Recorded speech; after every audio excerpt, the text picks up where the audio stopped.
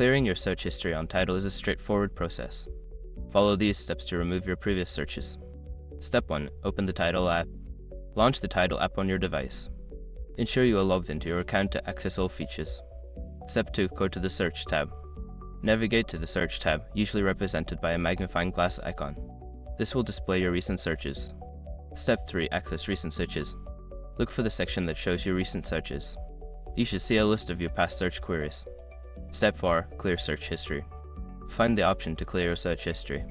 This may be represented by a clear button or an X next to individual searches. Select this option to remove your search entries. Step 5. Confirm the action. If prompted, confirm that you want to clear your search history. This will permanently delete your recent searches from the app. By following these steps, you can easily manage and clear your search history on Tidal. Enjoy your listening experience.